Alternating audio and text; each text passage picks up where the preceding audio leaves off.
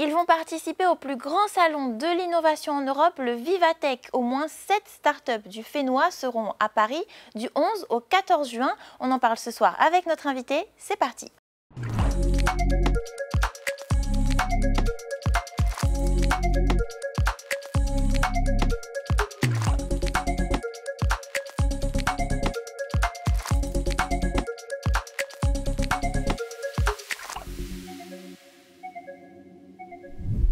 Yolanda Kevin. Yolanda Manon. Alors on essaye de t'avoir en interview depuis un moment. Tu es à l'origine de Blue Garden, un système qui permet d'automatiser les productions agricoles et d'élevage.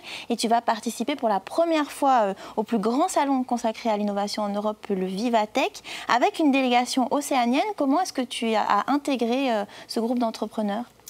Eh bien, en fait, il s'agit d'une initiative de la Pacific Tech, qui est portée par la communauté du Pacifique, la French Tech Nouvelle-Calédonie, Neotech et le gouvernement de Nouvelle-Calédonie. Et en fait, ils ont lancé un concours à l'échelle du Pacifique pour constituer une délégation de start-up qui irait présenter leur solution à Vivatech 2025. Donc j'ai candidaté, j'ai passé un entretien et on a été sélectionné. Donc en juin, on sera à Vivatech. Et alors, est-ce que tu peux nous parler un petit peu plus de ta solution de Blue Garden? Qu'est-ce que c'est et comment ça fonctionne? Alors, Blue Garden, en fait, en quelques mots, c'est une solution de monitoring, d'automatisation et de gestion pour l'agriculteur et l'éleveur. En gros, on a développé un petit boîtier qui est connecté en Wi-Fi, qui est équipé de sondes, température, humidité, pression atmosphérique. On a des sondes pour l'eau, donc pour mesurer le pH ou le C en hydroponie, en aquaponie. On a des sondes pour le sol, pour mesurer la quantité de nutriments dans le sol si tu fais de la permaculture, par exemple. Et en fait, on agrège toutes ces données. On va pouvoir piloter des équipements, des pompes, par exemple, des électrobandes pour gérer de l'irrigation, des lampes horticoles. On va pouvoir gérer des nourrisseurs automatiques pour animaux, etc. Donc ça, c'est la partie automatisation. Et ensuite, en fait, on a développé une plateforme et des applications qui permettent de synthétiser tout ça, de présenter les données sous forme un peu plus digeste à l'utilisateur, de lui permettre d'automatiser des tâches pour gérer son arrosage, pour gérer le nourrissement de ses animaux, etc. Et surtout pour l'accompagner, en fait, le challenger et puis lui donner des recommandations basées sur les données qu'on collecte et sur les retours qu'il nous fait. Pouvoir booster sa productivité, permettre de gérer ses commandes, pouvoir gérer ses lots de production avec la traçabilité, très important par exemple dans un cadre de production bio, quoi. Donc voilà, on a développé en fait un écosystème avec des capteurs, des actionneurs et une plateforme avec une application pour accompagner les agriculteurs et les éleveurs. Et est-ce que des agriculteurs du Fénois utilisent déjà ta solution? Elle est déjà déployée? Alors, elle est déployée. On a commencé à accueillir les premiers utilisateurs l'année dernière, en fait, en septembre de l'année dernière, si je ne me trompe pas. Et aujourd'hui, en termes de use case, on a donc une plateforme de compostage qui est pilotée par Blue Garden, où là, on va mesurer la température et l'humidité dans l'état de compost, par exemple, et on va piloter automatiquement de l'irrigation, une pompe pour pouvoir injecter de l'eau et de l'air et limiter les étapes de retournement de tas. On a un contrôleur sur de l'aquaculture pour de la surveillance de paramètres critiques pour l'élevage de mollusques, ce genre de choses. On a des use cases sur de l'hydroponie et de l'aquaponie, où là, on va mesurer la température de l'eau, on va mesurer le pH et le C pour vérifier d'abord que les poissons puissent évoluer dans une eau avec des bons paramètres et faire en sorte que les légumes qui utilisent cette eau-là enrichie en nutriments puissent pousser dans les meilleures conditions possibles, quoi. Donc aujourd'hui, on a des use cases assez variés. Donc des stations de compostage, de l'hydroponie, de l'aquaponie, de la serre de vanille. On a un projet de déploiement à l'étranger qui est celui de la vanille qui est assez important. Et puis voilà, on a des demandes un peu qui sortent de l'ordinaire et c'est assez passionnant, quoi. Alors on revient avec toi dans quelques instants. Eux aussi vont se rendre au Vivatech. 5 startups ont été sélectionnées par la French Tech Polynésie. Nous sommes allés à la rencontre de l'une d'entre elles. Regardez.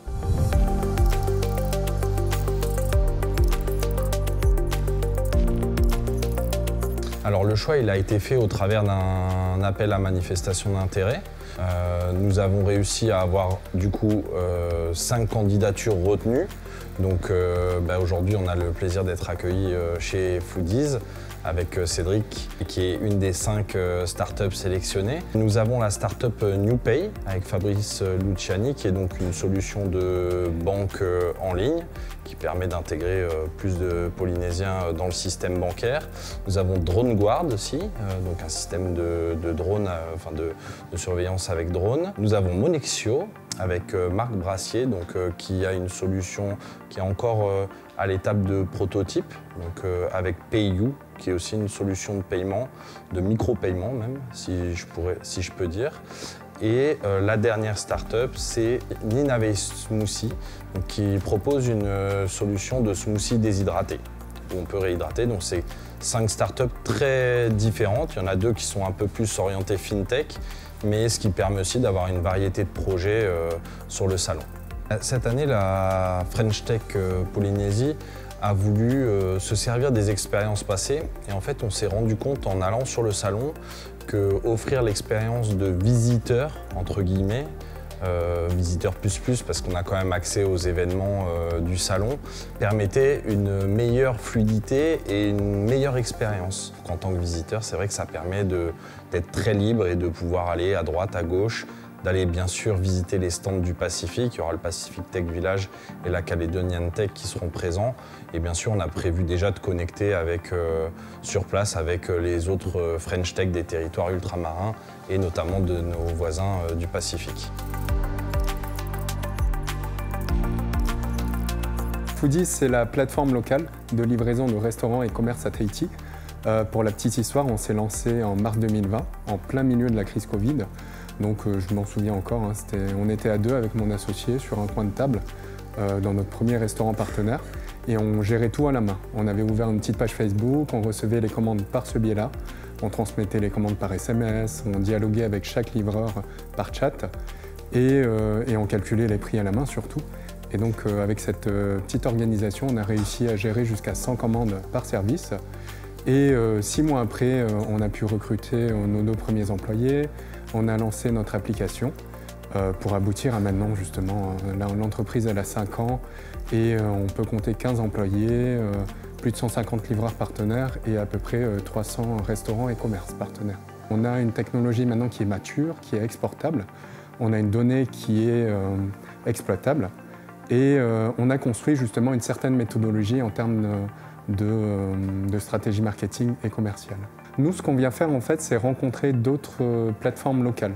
Comme nous, on est déjà dans une phase d'export avec la Calédonie, où on partage notre technologie, on partage notre savoir-faire aussi, et on a noué d'autres liens avec d'autres contacts avec plusieurs villes d'Europe.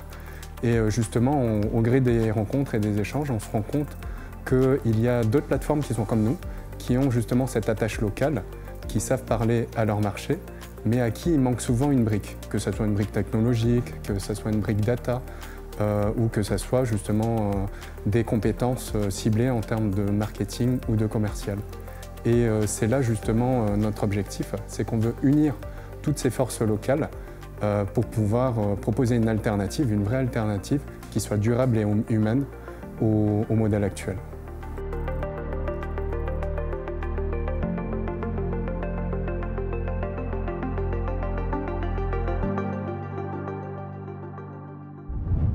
Alors, retour avec toi, Kevin. Qu'est-ce que tu attends de ce premier Vivatech?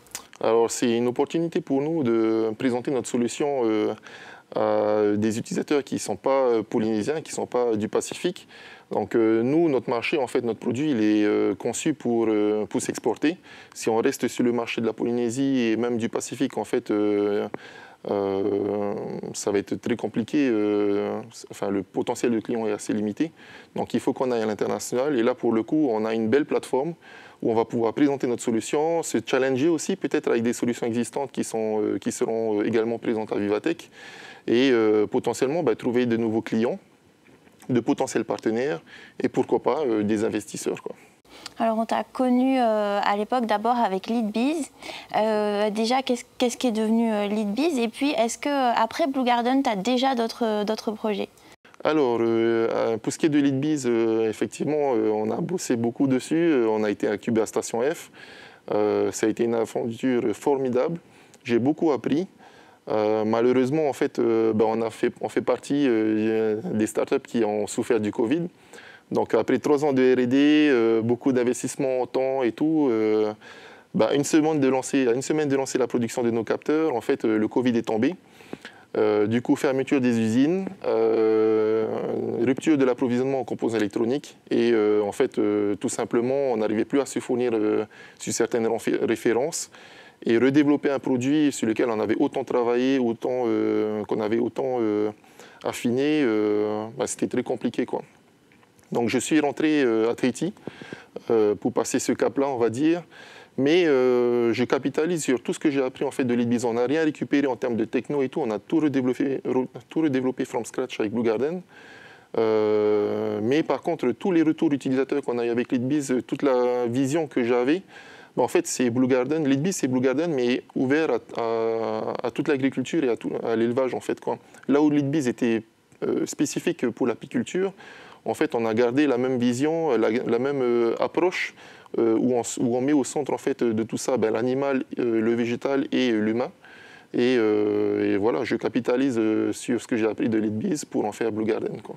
Et tes projets du moment, du coup, ce serait l'international, donc? Voilà, donc déploiement à l'international. On commence déjà à avoir quelques utilisateurs à l'étranger. Donc pour l'instant, pas de grosse publicité.